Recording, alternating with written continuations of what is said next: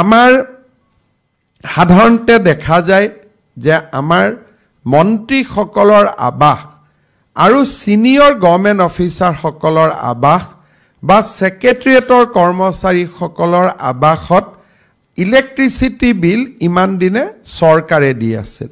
আজি ৭৫ বছৰৰ এইটো লিগেসি আজি নহয়। কোনো চৰকাৰ, কোনো মুখ্যমন্ত্ৰী, কোনো প্ৰধান মুখ্য সচিব সকলোৰে ঘৰত ব্যৱহাৰ কৰা ইলেক্ট্ৰিচিটিৰ বিল ৰাজ্য চৰকাৰে ইমান দিন বাজেটৰ পৰা দি আছিলে।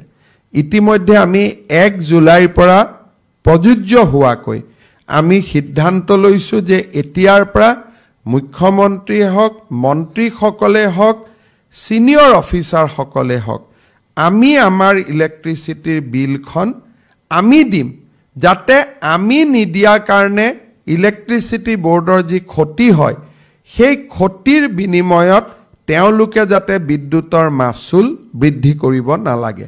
এতিয়াৰ পৰা আমি সেই দিশতো সিদ্ধান্ত লৈছো আৰু ইতিমধ্যে আমাৰ কৰ্মচাৰী বা সকলোকে আমি জনাইছো যে কোৱাৰ্টাৰত থাকিলে ইলেক্ট্ৰিচিটি বিল আমি চৰকাৰৰ পৰা লোৱা উচিত নহয় আৰু ইয়াৰ প্ৰথম আদৰ্শ হিচাপে মুখ্যমন্ত্ৰী আৰু মুখ্য সচিবৰ বাসভৱনৰ পৰাই ইয়াক আমি ক্ৰিয়ান্বিত কৰিব খুজিছো।